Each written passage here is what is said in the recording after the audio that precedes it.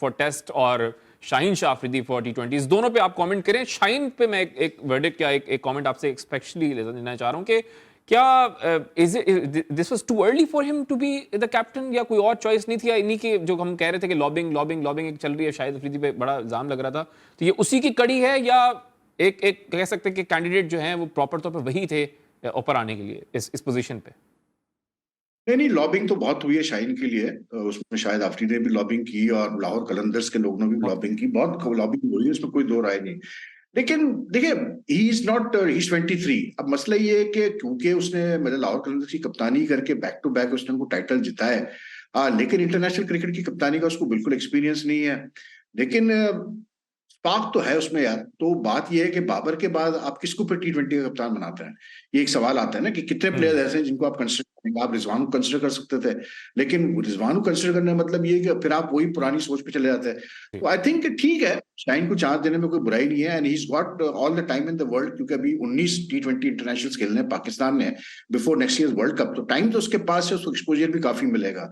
रही शान की बात, शान पे पहले भी बात हो चुकी है कि शान को होना चाहिए था कप्तान टेस्ट का, और बल्कि ओडीआई का भी आई थिंक शान को ही होना चाहिए कप्तान, क्योंकि देखिए पढ़ा लिखा लड़का है और समझदार है। और दूसरा सबसे बड़ी बात यह कि मतलब as a cricketer also he has मतलब इम्प्रोवाइज्ड हिमसेल्फ। हाँ, उसने अपना फिटनेस पे बहुत काम किया है, उसने अपने मतलब ऑल फॉर्मेट प्लेयर बनने पे बड़ा काम किया है। लेकिन यहाँ पर यही बात है ना तला की, जो पाकिस्तान क्रिकेट की जिस तरह की तारीख रही है, सारा डिपेंड करेगा, क्योंकि देखिए बाबर 4 साल कप्तान रहा है, ये हमें पता है कि बाबर के मतलब 4-5 बड़े खास करीब उसके प्लेयर्स हैं, कुछ ने तो आज ट्वीट्स भी की उसके फेवर में कि जी बाबर बड़ा अच्छा कप्तान था, ये था वो था। तो अब देखना ये पड़ेगा कि यार आगे चल के कितनी सपोर्ट मिलती है शाहीन को और स्पेशली शान मसूद को, क्योंकि कप्तान तो उतना ही कामयाब हो सकता है जितना उसको सपोर्ट मिलेगी। और ये अब देखना बहुत जरूरी है कि बाबर क्या वाकई फुल ऑल आउट सपोर्ट करते हैं दोनों कप्तानों को, बाकी प्लेयर्स किस तरह रिएक्ट करते हैं। तो ये अभी एक बड़ा डाइसी पीरियड है पाकिस्तान क्रिकेट में। लेकिन एक चीज जो इसमें से पॉजिटिव आ रही है इन सब चीजों में, वो ये है कि यार कम से कम अब बाबर को एक ये मौका मिल रहा है। अब चाहे वो उसकी मतलब चाह ना हो, लेकिन अब ये जरूर है कि उसको अब ये मौका मिल गया है कि अब अपना आपको वो अपनी बैटिंग पर पूरी तरह फोकस करे और यस। ये प्रूफ करे कि यार वो मतलब वर्ल्ड का टॉप बैट्समैन है। और ये भी प्रूफ मतलब अगर वो रन्स करना शुरू करता है जिस तरह वो पहले करता था, तो उससे ये भी साबित हो जाएगा कि फिर उसने सही डिसीजन लिया कप्तानी छोड़ने का।